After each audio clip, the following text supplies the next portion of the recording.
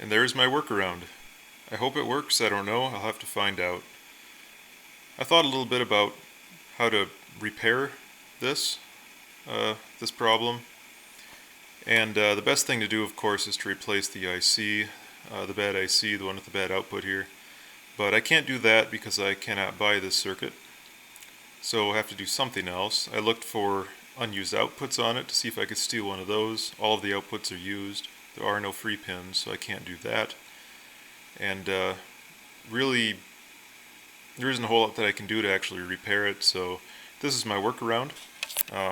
This pin up here is the power pin for the IC, which happens to be battery voltage. This one down here is the output, and I tied a 2.2 kilo ohm resistor in between them. So basically I'm taking this output and weakly pulling it up to the battery voltage. And I'm doing that because this is a, I don't know what kind of driver it is, it's probably some sort of TTL, but it's some sort of totem pole configuration, a push-pull driver, and the transistor that pulls the output pin up to battery voltage is not working. The one that pulls it down to ground is. So I'm just adding this to help it get up to battery voltage a little bit faster. 2.2 kilo ohms is going to take a long time to charge the gate capacitance of these 4 transistors, so it's not going to switch very fast.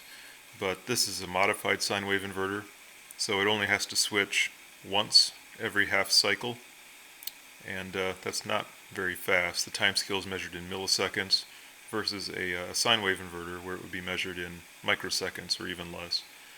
So I think this will be a reasonable workaround, but I can't be sure until I plug it in. So next thing I'm going to do is try that, and I'll let you know if it worked or not.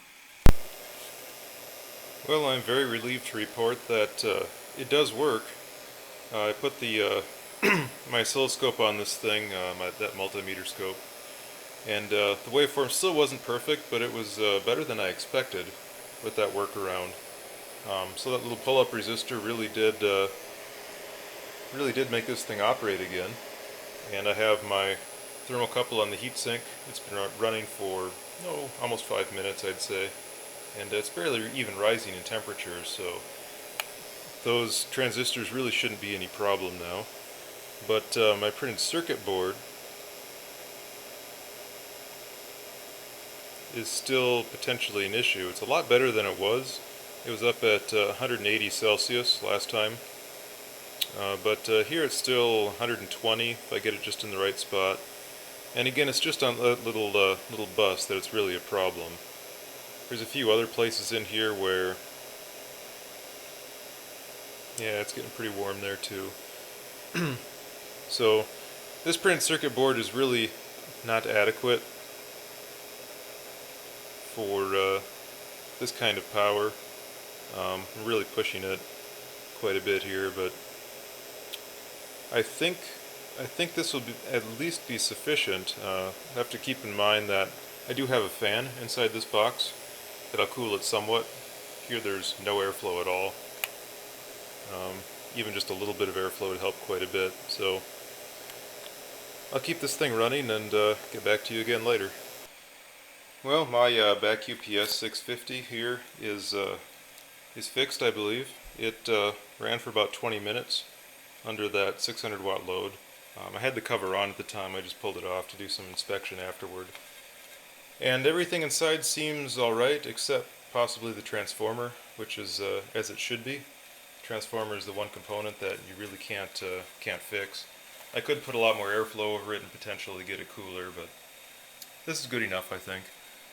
So for 20 minutes, it didn't get terribly hot. The inside of the transformer got up to 120 C or so. This is a Class B transformer, 130 Celsius transformer. So that's really about the limit of the enamel insulation on the wire that this transformer can handle.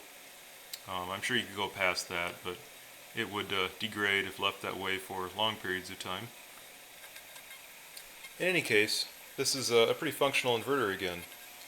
Well, I think I'm going to end it here with my table in a complete mess, with my battery still charging. I'll let that charge up overnight. And tomorrow morning I'll clean this stuff up because it's late, and I want to be done with this for today. So that's my update on my Beck UPS Pro 650 inverter conversion, and it ended up being a lot more of a project than I really wanted it to be, but thanks for watching.